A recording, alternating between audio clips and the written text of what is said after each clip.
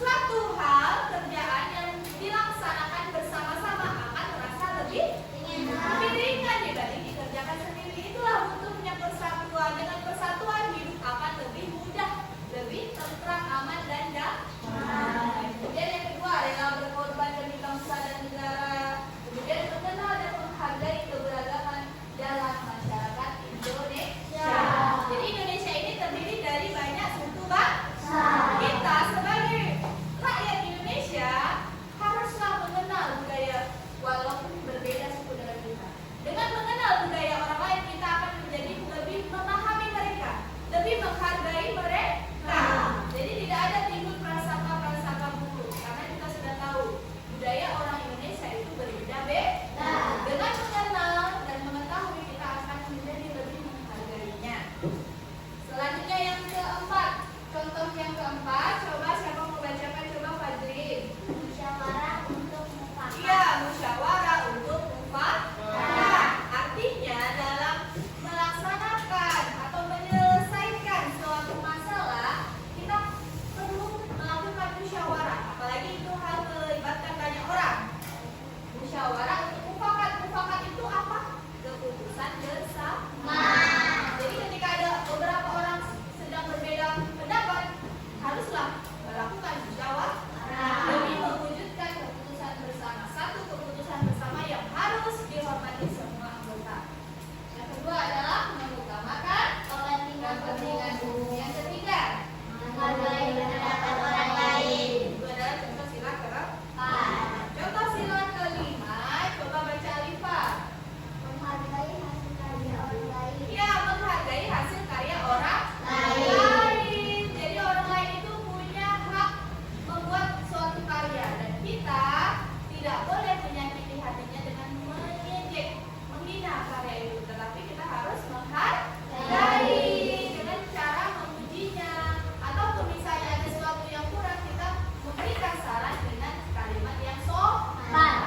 Yang kedua, menghormati dan Kewajiban orang lain. menghormati hak dan kewajiban Orang lain. orang lain. Ya, Fiona, menghormati hak dan Orang lain. hak dan kewajiban orang lain. Artinya, ketika orang itu punya barang, kalian ingin meminjam, contohnya ya, kalian boleh pinjam, itu hak kalian.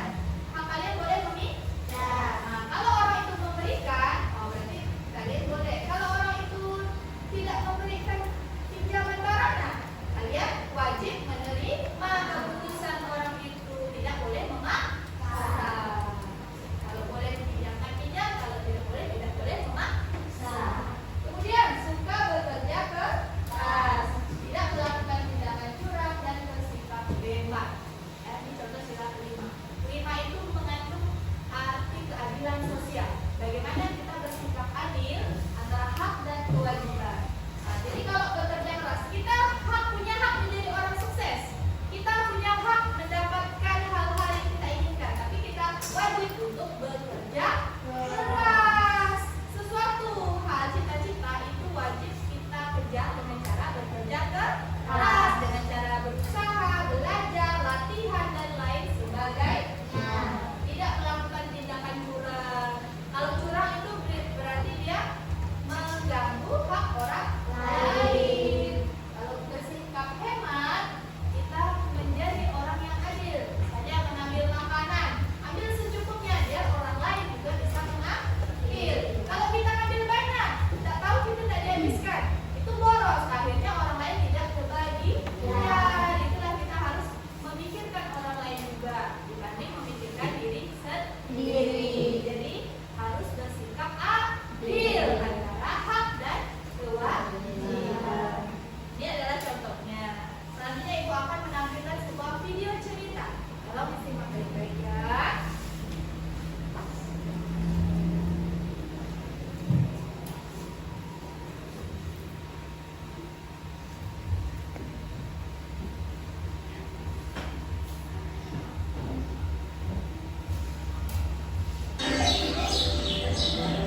Anak-anak, hari ini kalian punya teman baru. Namanya Bang. Ayo perkenalkan diri, Bang. Selamat pagi teman-teman. Nama saya Bambang. Saya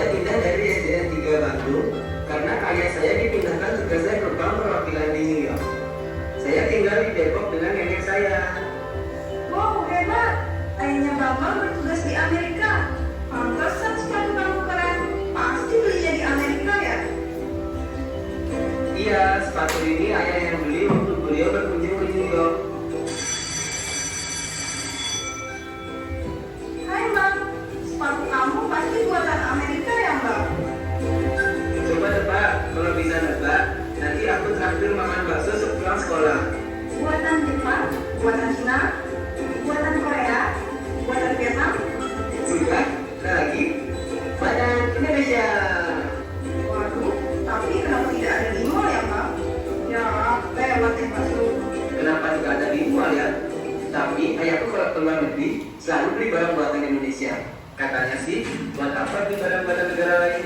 Kalau Indonesia sudah bisa membawanya. Bagusnya sepatunya.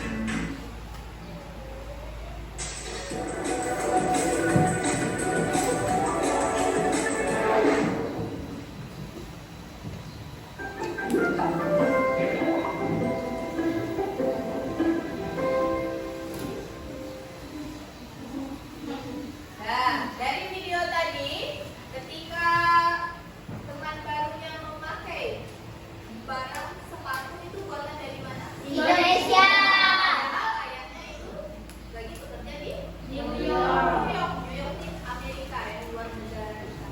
Itu termasuk contoh Pancasila bukan ya?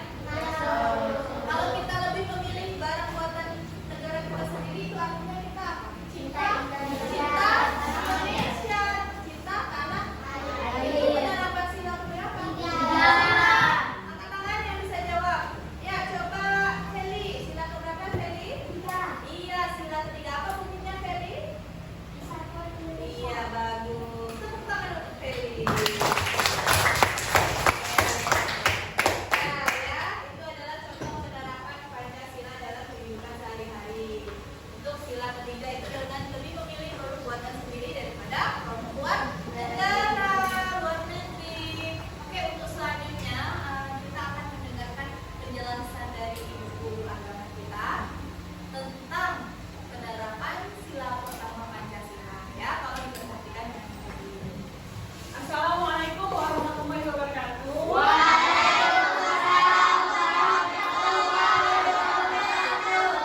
Selamat pagi. Tepuk semangat.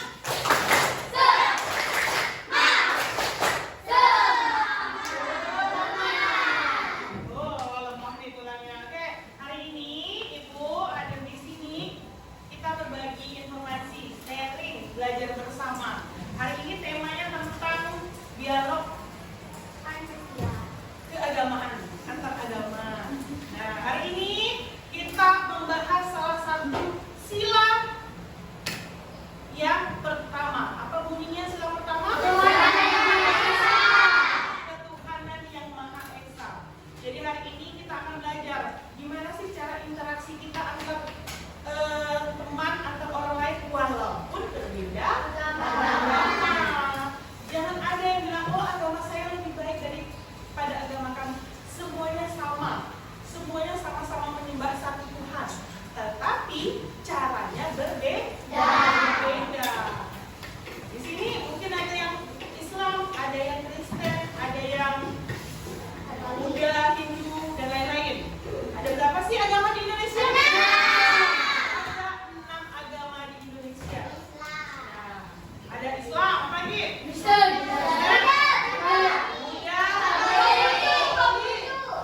Konghucu, satu lagi? Hindu. Ada 6 agama, berarti di Indonesia ini beragam. Bukan hanya alamnya aja, ada gunung pegunungan, ada pantai, bukan hanya alamnya, tetapi juga keragaman agamanya berbeda. Maka ini menjadi peluang kita untuk belajar gimana sih cara menghormati, toleransi, dan membentuk gimana sih Indonesia itu supaya tidak ada perpecahan. Tetapi anak-anak, karena kita ini banyak, keberagamannya banyak, bukan hanya ada peluang, tapi juga ada tantangan. Misalnya, kita berbeda-beda agamanya. Kalau kita salah ngomong, tindakan kita salah, otomatis akan menyakiti orang lain dan menyebabkan apa? Konflik, kekacauan, perpecahan. Makanya dari itu kita berdialog di sini supaya tidak menimbulkan perpecahan, permasalahan. Ingat, kalau Pancasila pertama, ketuhanan yang Maha Esa, bukan tentang kamu menyembah ini, aku menyembah ini, kamu agama ini, bukan. Bukan hanya tentang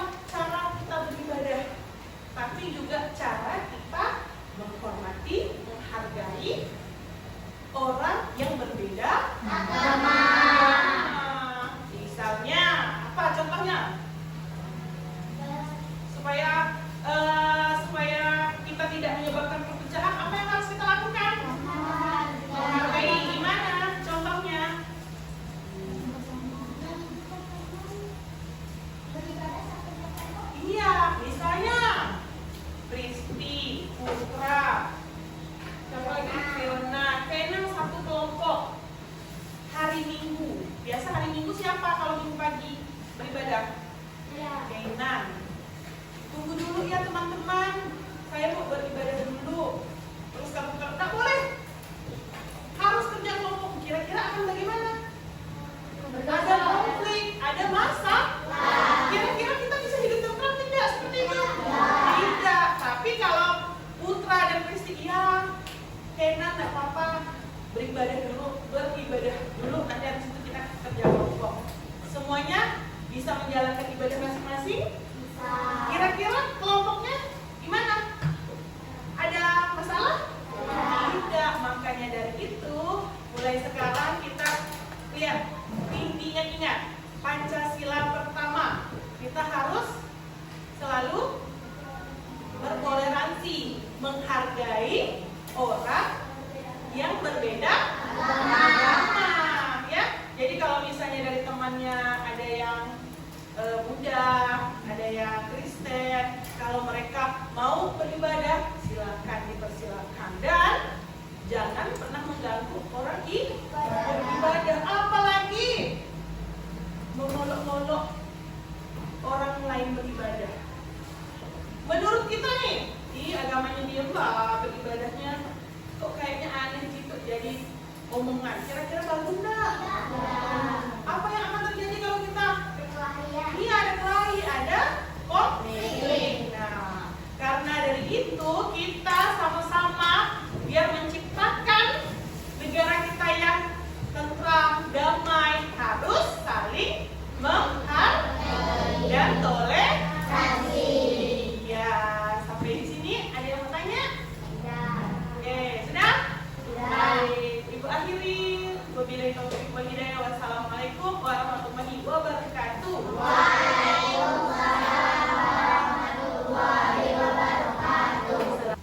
Oke, baiklah, kalian sudah mendengarkan ya penjelasan dari ibu guru agama kita tentang contoh penerapan Pancasila. Jadi Pancasila ini ada hubungannya juga dengan agama. Walaupun kita berbeda-beda agama, kita harus tetap saling menghargai dan menghormati, dilarang menjelek-jelekan, apalagi sampai mengganggu ibadah orang lain. Baiklah, kita akan belajar secara berkelompok. Ada tugas pertanyaan secara berkelompok. Silakan buat kelompok dengan baris depan dengan belakang. Silakan kita posisinya.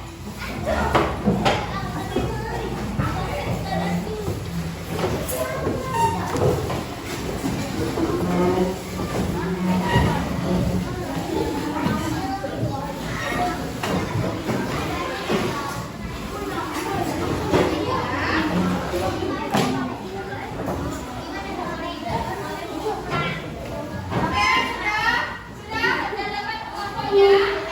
Oke, lihat Ibu, kelompok satu ini duduk yang rapi. Mana rapi, Bu? Kelompok satu ini Fajri, kelompok dua Putra, kelompok tiga Kenan, kelompok empat Farid, kelompok lima Junior. Ibu akan membagikan tugas kelompok di sini. Ada perintahnya di SKPD, tolong dikerjakan secara berkelompok dengan cara diskusi atau musyawarah. Ya. Ayo.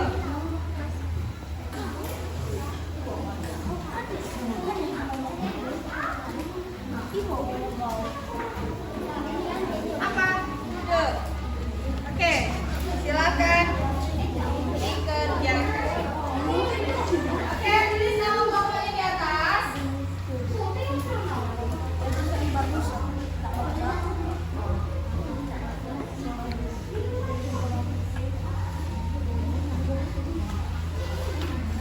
Nah, ayo ditulis ya. Nanti ada yang mau presentasikan ke depan hasilnya. Itu ada yang merupakan sila pertama, mana dihubungkan pakai garis ya. Tarik garis, satu itu ke huruf mana aja. Nama kelompoknya ditulis. Kelompok ini 5, misalnya kelompok ini 4. Tulis gitu. Ayo. Ada yang mau bertanya? Silakan kalau mau bertanya tadi Ibu ya, kalau nggak ngerti. Kelompok 1. Kelompok 1. Sudah, tarik garisnya.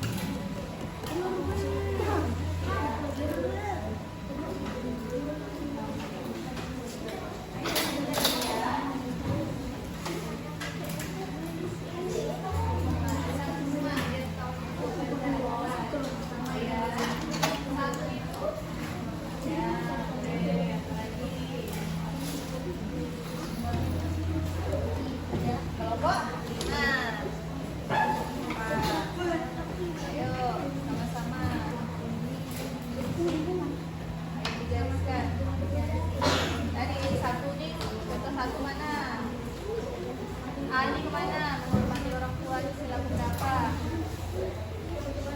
Berapa menghormati orang tua? Tadi kosong.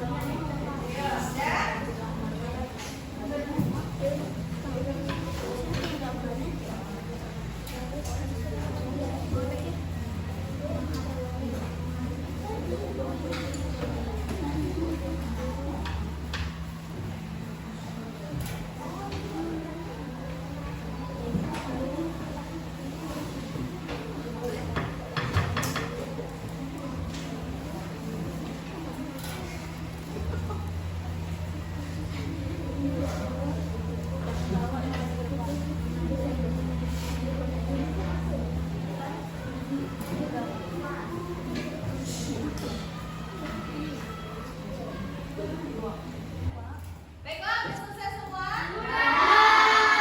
Baiklah, kita akan mempresentasikan hasil pekerjaan kalian secara berkelompok. Kita yang maju ke depan adalah perwakilan kelompoknya.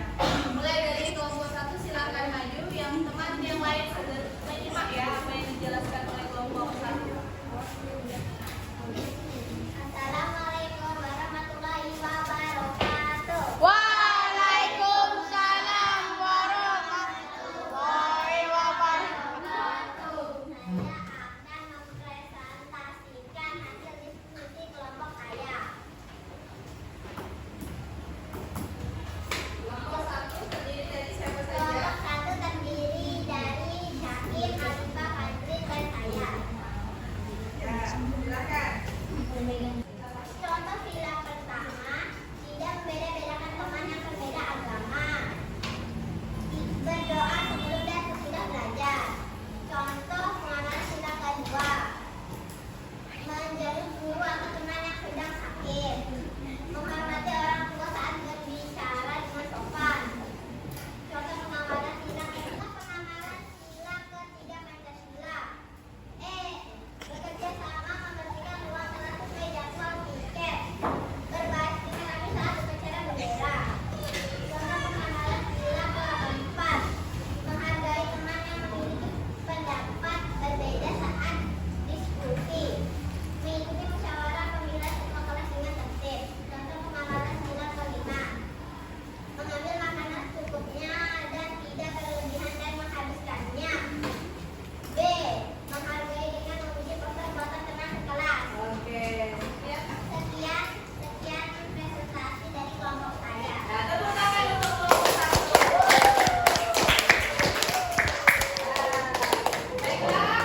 Baiklah, terima kasih untuk kelompok yang sudah maju. Apakah benar yang disampaikan oleh kelompok 1 tadi? Setuju? Jadi kalian sudah tahu ya contoh-contoh penerapan Pancasila dalam kehidupan sehari-hari. Dan sekarang kalian putar kursinya kembali ke hadapan ibu. Nah, kita kasih tepuk wow dulu, ya.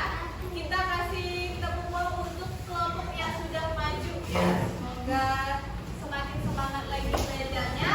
Tepuk wow. Kasih win, kasih om, kasih win.